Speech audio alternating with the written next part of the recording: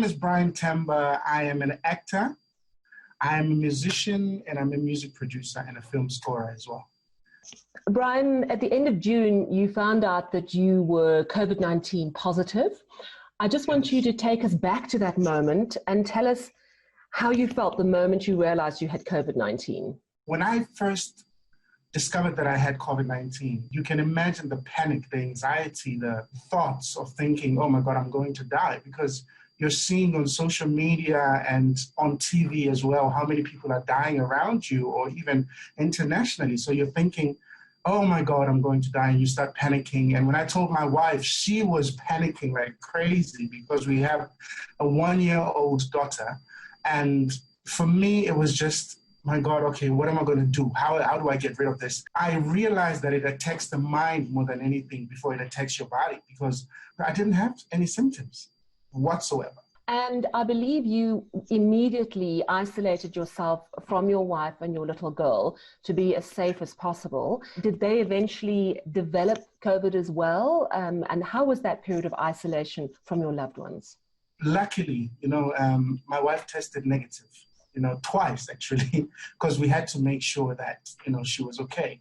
But that time during isolation was the hardest because my daughter is a daddy's girl. So every time she would see me, she would want to run to me so that I can embrace her. I couldn't do that. The only thing I could do was communicate with them via FaceTime. And that's the hardest, man. I mean, you can't even hold them. You can't even do anything, around them. My wife was a superhero, man, because she took care of me. You, like many celebrities, chose to go public about it to spread the message that we need to be really, really careful. Unfortunately, there is a stigma around it, and there shouldn't be. And for me to actually disclose that I was positive was more so to educate people, was more so to tell people that I'm okay. Let's talk a little bit about you, the professional. Actor, singer, producer. You're on London's West End for many years, performing as Simba in The Lion King. So I would imagine that you've got a lot of networks around the world. And this is one thing where I guess we're united. We're all in the same boat globally. Did those networks help support you in any way? Or did you find yourself longing to travel again? I've been getting some love from them as well, during the time of isolation and testing positive. But we can't do that, man. We can't travel, and that's nerve-wracking. That's nerve-wracking, and it's just frustrating, to be honest. Has your creativity helped you through in any way? Because I know that artists use difficult times to inspire music, to inspire their creativity. Has it worked that way for you? To be honest, I get so many inboxes of people wanting advice about this COVID-19. And for me, that was the plan in the beginning, to just educate people and writing songs and music that will inspire people.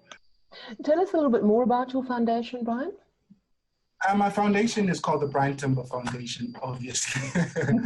We've adopted a few orphanage homes and all of those things to provide food, basic things like vegetables, basic things like just general food. But things had to change because of COVID-19 and all of that. So now we want to actually provide for people that are in need of masks, for one, that are in need of food. I think it's a wonderful gesture, particularly having gone through what you have, to realize that there are people who are in much more dire circumstances.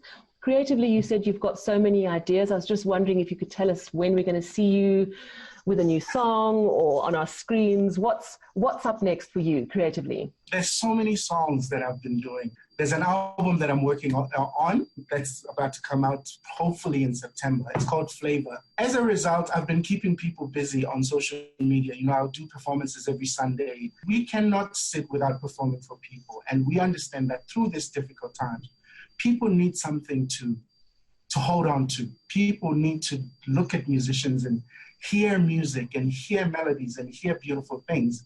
Brian, thank you very much for your time. I really do appreciate you chatting to us. Sally, thank you so much for having me.